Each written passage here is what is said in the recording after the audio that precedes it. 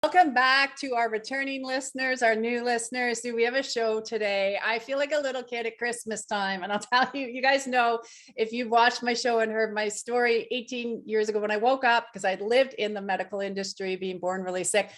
And when nothing was working, I'm like, there's something else going on there. I went down this rabbit hole when I woke up of what is really going on in this whole industry.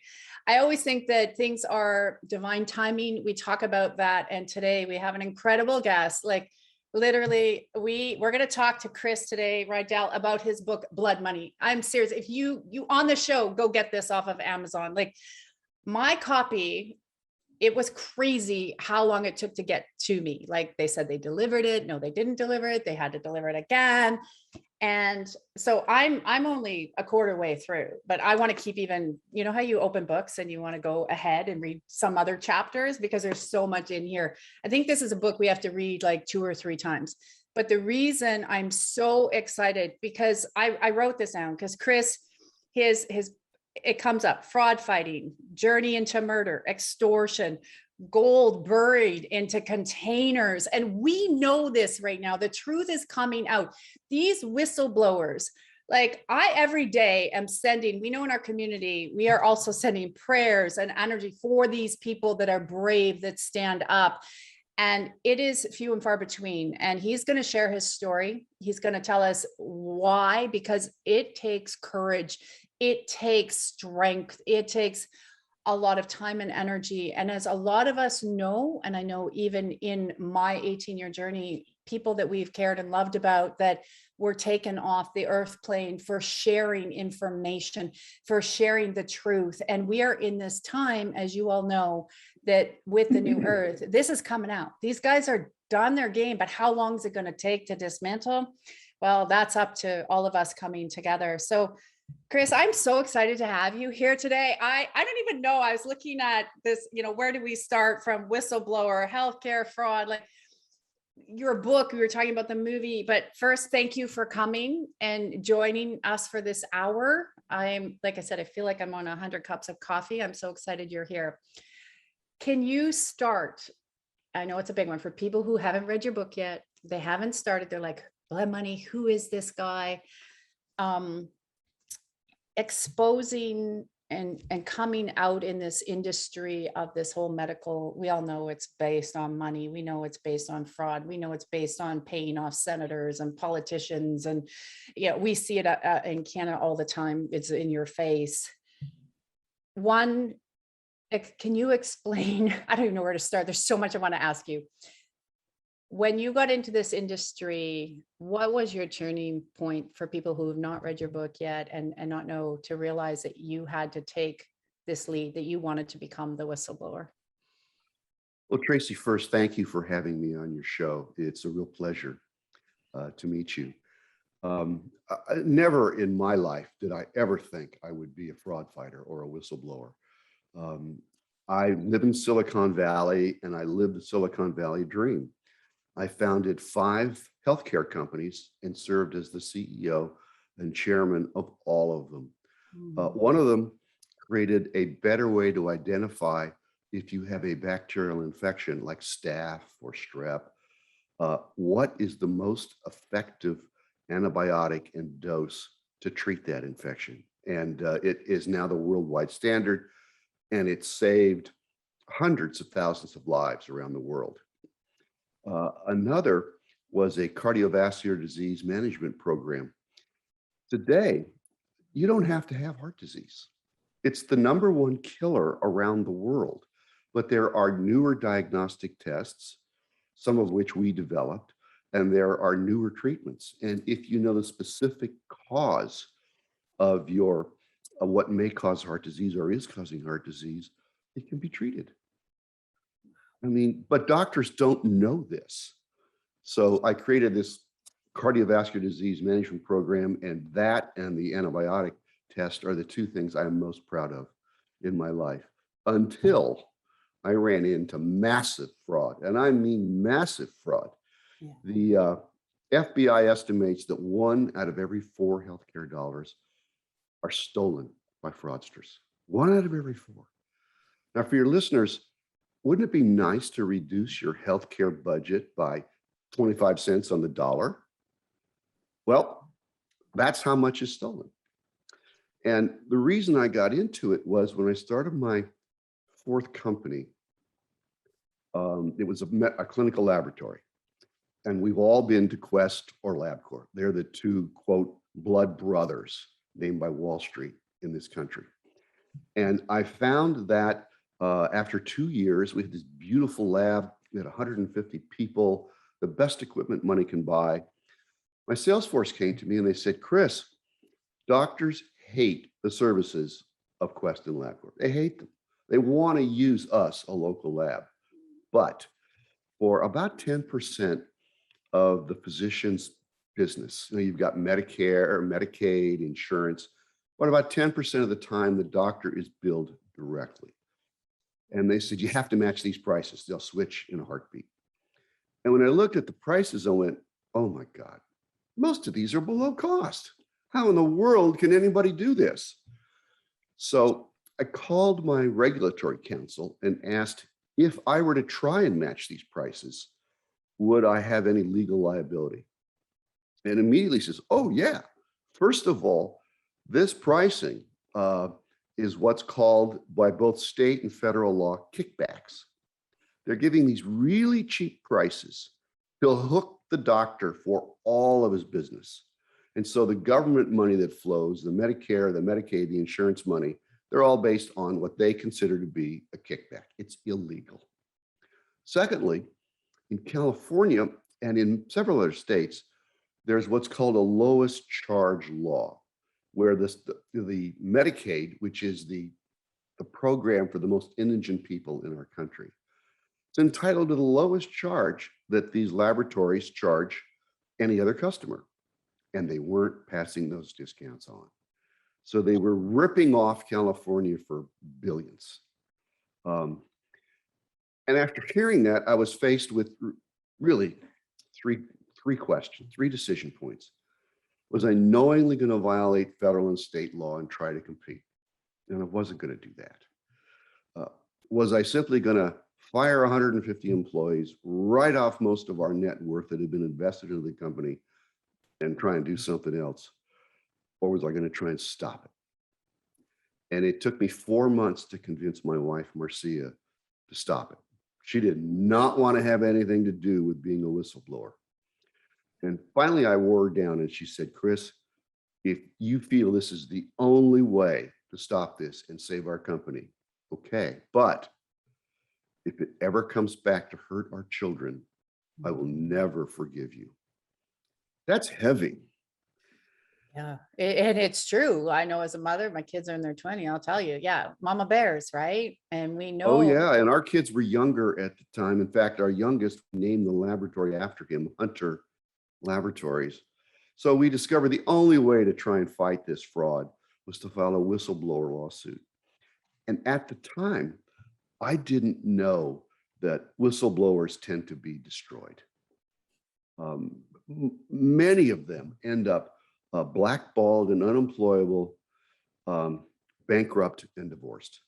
Because And when also the companies we're gone. that you're trying to stop the fraud, when they find out, they do everything they can do to destroy the whistleblower. Everything, including in one case, attempted murder. That wasn't me, Yeah. but that was someone who turned in a pharmaceutical company for selling drugs that failed quality control. These are drugs that are injected into the body. Mm-hmm. And they actually did run her off a cliff in Puerto Rico. And fortunately, she survived. But that's the length at which, that's the only one I know of. Another one that I know of is a young family came home after dinner and found their family dog nailed to the front door and written in the dog's blood, stop.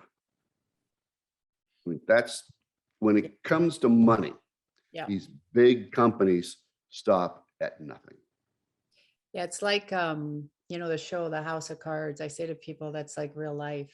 And they do Yeah, in some of these, you know, medical establishments and lobbyists. And if they're not getting what they want, they can take them out. And so that, like, you're now at this crossroads because now you've gone down the road of whistleblowing. You've got children, you have young children, you have your well, they're family. not young anymore. These Not things take now. No, time. no, not now. Yeah. But I mean, back then, right? Like Oh that yeah. had to really make you have a lot of sleepless nights. Because once you open this door, as your book so well does, and guys, I'm trying to tell you, his book, once you start reading it, you can't put it down. Like it literally, it's going to look like fiction, but it's not. But once you've opened that door, you can't go back.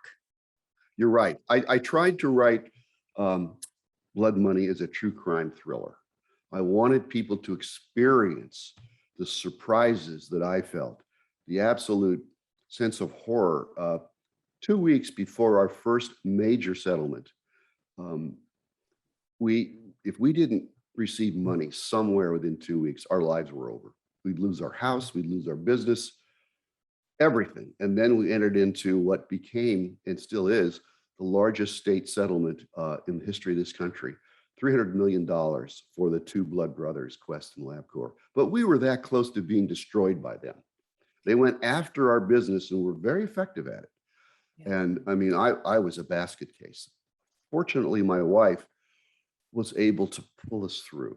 She was the president of the company, my partner, and she alone got us through that difficult time. Yeah, well, because so many emotions, and then you get into the business because you want to save lives. Like we know, all of us have been touched by people who have died of many conditions in their body that they don't, need to. Like you said, you get into the business thinking that you're here to help people, and then you discover this whole hornet's nest of this is not about helping people. And I think we're seeing this today too, right? It's not about helping people. It's about money. It's about dollars. It's about corruption. And just to open that Pandora's box, I can imagine you probably didn't sleep for days. How can you sleep You when can't. I was absolutely non-functional for probably a month or two. And then you have this feeling of euphoria when you feel like you're validated. But I mean, big money, people make money off fraud. It's the easiest way to do it. And I would encourage your viewers to read Empire of Pain about Purdue Pharma and the Sackler family hooking up millions of people on these opioids and destroying their lives. And there's currently 2 TV miniseries on this now. That's the kind of meanness I ran into. As an example, Quest Diagnostics, largest laboratory company in the world. They developed a parathyroid hormone test and it didn't work. And a competitor who had a PTH test contacted them, tried to stop him. They blew him off. And so eventually he went to FDA. They didn't do anything. So finally he filed a whistleblower lawsuit. And it took a couple of years, but Quest pled guilty to criminal fraud. This test was so inaccurate that it had many people subject themselves to unnecessary surgeries to remove their PTH gland, which subjected them to lifelong therapy and early death. And this company had to know it didn't work. I mean, I've been in the lab industry a long time. Your quality control doesn't lie. They had to know. Yeah. And they refused to take it off the market until the government forced them to. That's where profit comes in. Huge profit. And the thing is that I find it so disturbing. We know this. Like I said, I started going down that rabbit hole 18 years ago, reading some people like, oh, Tracy, they wouldn't do that. I'm like, look at that. Like there was little exposés, you had to search, right? We didn't quite have the internet like now. But I was like, because I know being sick, I was put on a lot of medicine and I'm like, I feel horrible. I don't feel good. Something's wrong. But as I went off of it and looked, and readjusted. Thank God I had a really good doctor. It's like, get off of this. I was like, my body is getting better. It's repairing. It knew what to do. And look at the damage. It's almost like they want to create the damage so you become this customer, this long-term customer, because of the profits, like what you're saying. Yep. It's not healthcare. It's how do we create more long-term customers? And then they don't care. And we're starting to see a lot more whistleblowers now. Like you're kind of one of the first, but how do you feel the fact that they make this money, they make this settlement, okay, 300 million, and then they just bury the stories. They bury them, they carry on. In California, they weren't, what they got nailed on was both not passing on the lowest charge and the kickbacks. And so when they agreed to pay this large amount of money, they said, but to the attorney general who was negotiating it, we can't change our contracts overnight. We need a year to continue stealing money. So we can change our contracts. And guess what? They never changed. Yeah, they pushed and it the off. Attorney General and the Department of Health Services says, well, they paid a lot of money. We're going to leave them alone. It's like, that's not why I got into this. So how did you feel when you started to realize, because this makes my blood boil because I'm all about, we want to be healthy. We should be supporting people, right? And that's why you got into what you're doing, because with great testing, and like you said, there's good medicine, there is good medicine, but when you're pumping bad medicine into people and know it, what did you feel like when you started to realize the level, not only corruption with the lobbyists, but the politicians, the judges, the lawyers, like, yep. Well, those are the stories. Those are the stories that are in the book. I mean, they're truly unbelievable. I know. I'll give you a couple of examples. In Michigan, they have the same lowest charge law. So here we have the same facts, the same defendants. And we go to Michigan. We've just won this huge settlement in California. And it took the attorney generals there 5 years to decide, okay, we like this case. And the way it works with a whistleblower, you file your lawsuit and it's immediately sealed by a judge. So nobody knows it's out there. And then they do that so that the government can investigate the claims without the defendants knowing what they're looking for. So finally they said, yeah, this is good. We've got our damage claim. It's hundreds of millions of dollars.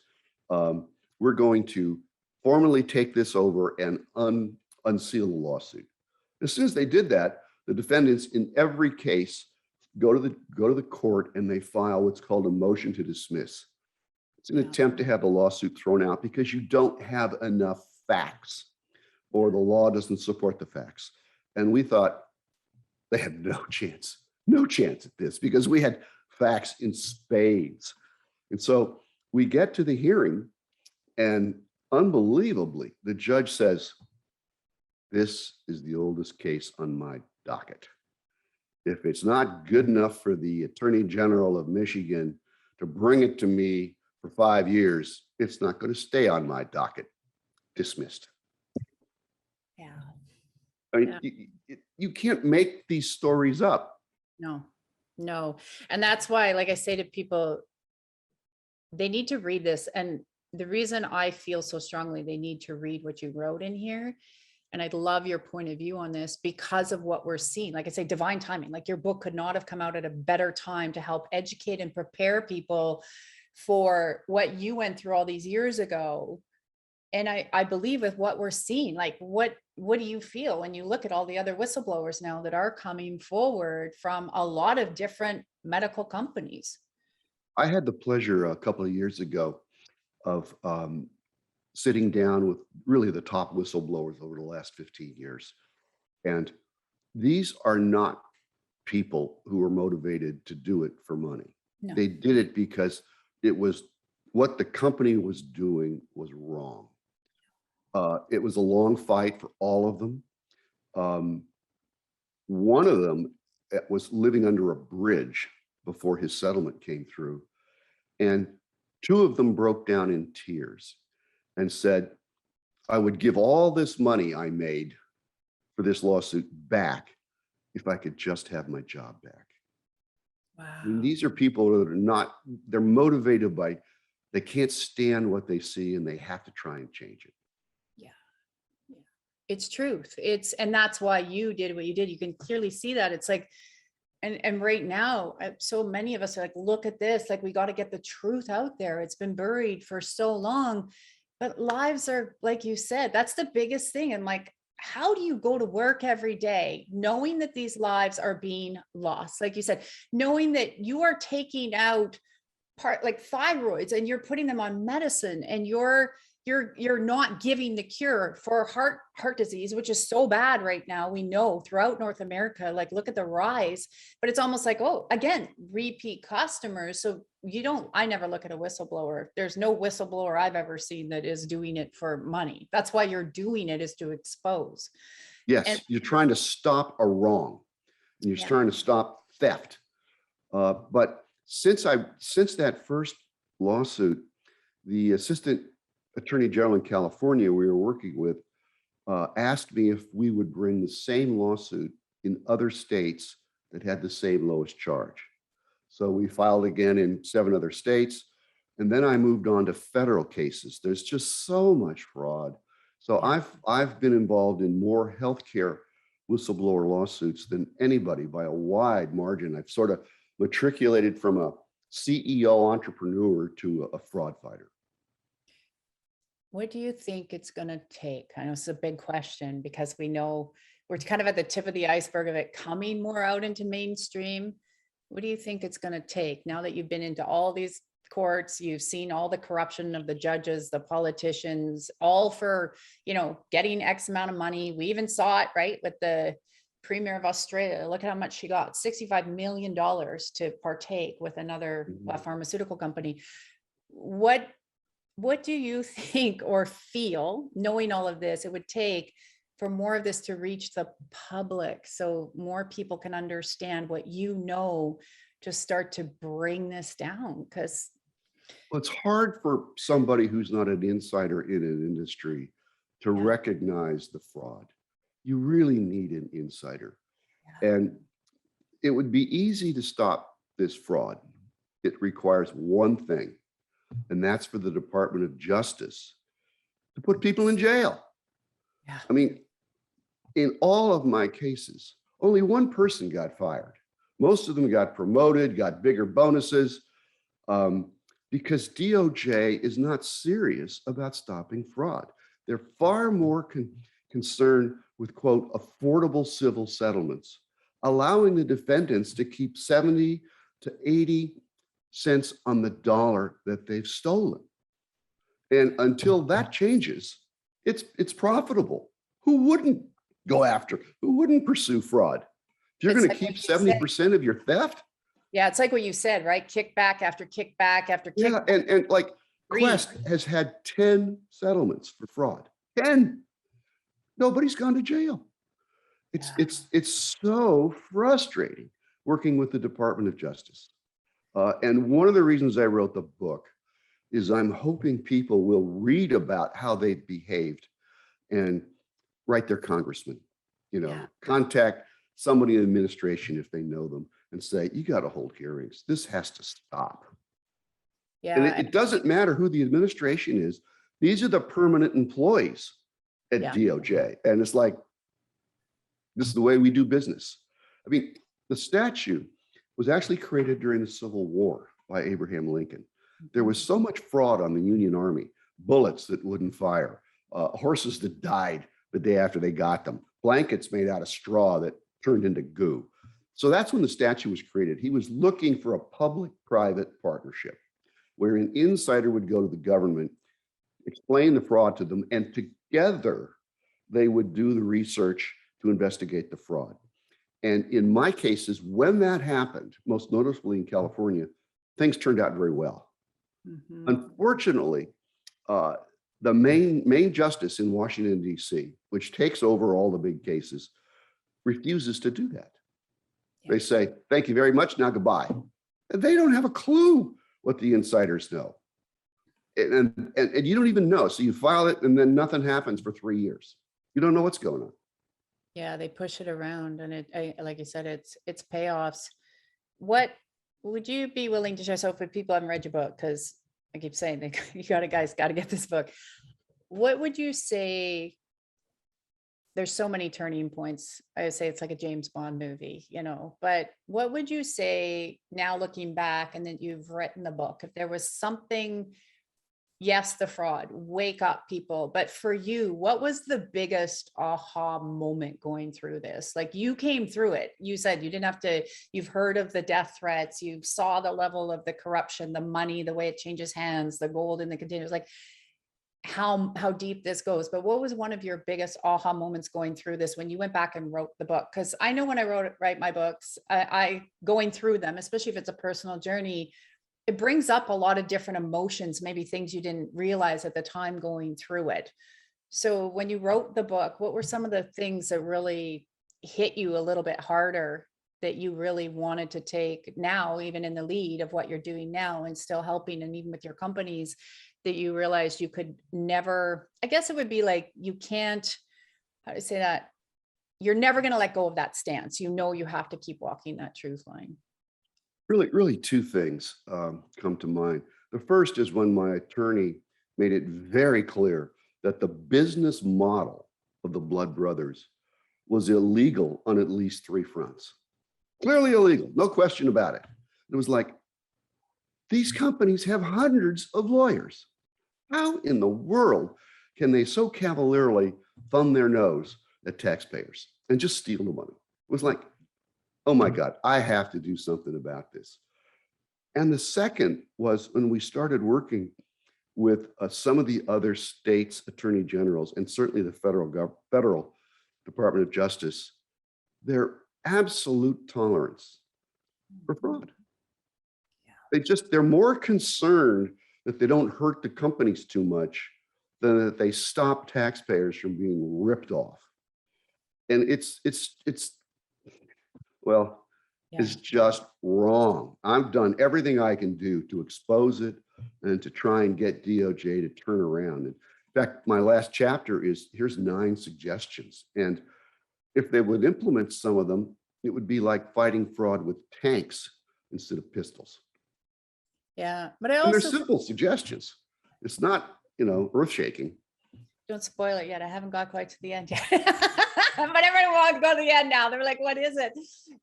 But you've also laid a groundwork. And I really believe that that's why you did go through this, because you're now laying a groundwork for other whistleblowers, for other people. And the more that of all of the people inside the industry like you come together, I believe we're at a tipping point where you can see it all over. People are uprising. People are saying enough's enough. They're saying we don't trust our governments. We don't trust the medical. Like they're putting things together now going, this is not adding up. So don't you believe that you got to see this because you created part of that tipping point where people are going to come together? And I believe you'll be hooking up with a lot more people to band together to say, this has to stop. You can't do this level of corruption. Tracy, I so hope you're right. I can tell you that in fact, all of the recent, in the last 3 years, cases that I've had are when people called me up and said, Chris, this company's doing this or this competitor's doing that. How do I stop it? And, after some investigation, if I think it really is a good case and what they're doing is clearly illegal, we'll form together a limited liability corporation, and we'll go after them together. I have the experience of, what is it the government's going to want? What is it the attorneys are going to want? And they're the insider who can get you the evidence. Yeah. And I think I had to learn how to become a detective when I did this, because it requires evidence. You need emails, you need people to tell you candidly what's going on. And most people, and certainly me, I had no idea how to go about getting evidence. Yeah. And not giving up, right? Like I'm sure there's lots of places like for our listeners where you probably had the day of, I just want to give up, or you hit a roadblock, but if you keep searching and looking, you're going to find that missing piece to the puzzle. That's exactly right, Tracy. I knew in my heart, we had the facts, we had the law, we were going to prevail. Now I know that was naive. Fortunately, the Assistant Attorney General in California worked with us. But my God, some of these other attorney generals and prosecutors we worked with, we'd have been crushed. Yeah, you know, it reminds me, I was having a conversation one time with a very well-known person. Most people would know them.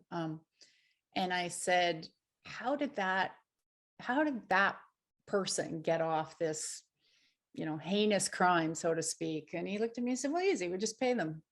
Like, what? Yeah, He said, we just pay the yeah, judges. I'm like, so a regular person would go to jail for that, but because this other person is also very well known in North America, they just paid them. And he's like, yeah, we just paid them. I'm like, and so again, you're opening the door. I'm like, wow. So there is such a two-tiered system. And what I find fascinating, that I love what you're doing, is you're also unveiling. And for people to read this book, I want you to understand, because if you're just going down, it could be like a rabbit hole. But what you're also doing is you are exposing, and this point is so important that we said earlier, you're exposing that they don't really, for the most part, care about you and your health. They care about you being a customer. Again, because what you said, and I want the listeners to hear this, I'm repeating, you went into it to help people and save lives. You wanted to create stuff that was better. And so when you look at this, oh, well, we'll just pay them off and pay them off. And when I first heard that, it was probably about 15 years ago, I'm like, you just paid them. Yeah, we just paid the judges. So I can only imagine how much, and that had nothing to do with the pharmaceutical space. But when you look at that, I believe, and I'd love your perspective on this payoff, this lobbying with the labs and the medical and the pharmaceutical space, I think it's got people from all over the world that are profiting off of North yep, America. yep. This is not just a USA thing. These hands are going in all these other countries getting paid off. Well, let me tell you a world story. I think my hero is a whistleblower named Dinesh Tharkar. Born in India, he got a master's degree in chemical engineering at Columbia and went back to India so he could, work to improve India's pharmaceutical business, which at the time was exploding. Today, all of the generic drugs are made in India or China, mostly India. And at the time he went back to India, we had just passed Obamacare, and it was highly dependent financially on cheap generic drugs. Well, in India, these companies sprang up and became very large companies, and their culture is different. They don't really care about quality control. They don't really care about accuracy. Nope. And the Indian government said, US FDA, you are not going to walk in on these companies unannounced for an inspection. You're going to give them 30 days notice. Wow. And in the book about him called Poison in a Bottle, incredible book, it talks about how when the FDA gave them notice, they would just make up the quality control. And there was one time when a batch of drugs, injectable drugs, failed. And this is what sent him over the edge. They had a senior management meeting with the senior executives in the company. And one of the senior executives said, oh, well, just ship it to Africa. So what if a bunch of blacks die? Actually said that. Wow. So Dinesh ended up filing a whistleblower lawsuit, and it's an incredible story. In India, they just kill you if they find out you're a whistleblower. So he had to move to the United States. He lost his family, but he's an absolute hero. And so I made the decision, I was never going to buy a generic drug again. But guess what? You don't have a choice because they're all made in India. Yeah. And you're right. You're right. And I'm really happy you share that, because a lot of people, we do hear, well, why do I need the generic, or what's the difference between oh, they're just the same. They're fine. They are no way the same. Yeah. No way. And if you read this book, you're going to hear story after story after story about how different and often totally ineffective they are. But I'll tell you the funny ending to this. So he goes to FDA, and they say, well, finally, the woman who's working with says, we can't do anything. I think you should file a whistleblower lawsuit.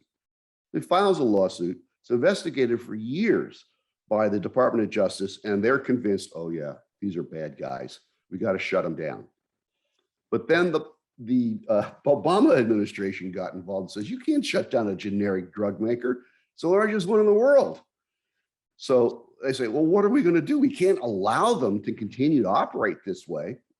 So finally, somebody came up with, the State Department got involved. You can't insult India by shutting them down. So here's the settlement. They were going to pay $500 million. That's a lot of money. But so that they could afford it, they agreed to approve one of the, the most prominent statin there is. It's one of the biggest sellers in the world for heart disease. So they'd have the money to pay the settlement. Wow. I mean, you can't make that up. You can't make that up. And again, I'm just listening to you and you're confirming everything that I've thought and wondered. But to talk to you, like this, why it says like Christmas, because you read it, you hear it, you're like, this is corrupt, and people tell you you're crazy, but you've seen it. You're hearing this firsthand. You're witnessing it firsthand. How do people respond to you now, knowing what you know, like, and being on the inside? Are the people that still give you pushback? Because you can't deny this. Only the defendants. The other people in the industry are so relieved that somebody has taken the reins to stop this kind of behavior. I've tried to work with several of them, and they all say, we'll be crushed. We'll support you quietly under the table. Thank you for doing what you're doing, but we cannot be formally involved. But what if they did all come together? Like, it's kind of like I say right now, there's places where people need to come together and say to politicians, no, you're not my parent. You don't ruin my life. Like, go away. We're seeing this more and more and more because of their greed, their corruption, their manipulation. So what if in that industry, rather than being afraid, oh, we'll be crushed, because I know it's huge. I get this as a whole world thing, but like, what if you imagine, like if you had 60% of these businesses coming together saying this stops here? Like, it seems like a simple concept, but I know it's not that simple. But wouldn't it change if we had 60% of the companies coming together with you saying enough is enough, playing the game? If a national organization, and there's two national laboratory organizations, the American Clinical Laboratory Association is basically a lobbying arm for Quest and LabCorp. Yeah. But the other one, the National Clinical Laboratory Association, is not Quest and LabCorp. If they would go to Congress with their lobbyists and ask for hearings, I think we could finally get the Department of Justice to shut these people down, put them in jail. Because it would be so outrageous. I would love to have a hearing where I'm at one table and prosecutors from the Department of Justice are at the other table and answering questions, because what they're doing, you can't defend it. You can't. And even you can't fire a bad prosecutor. No.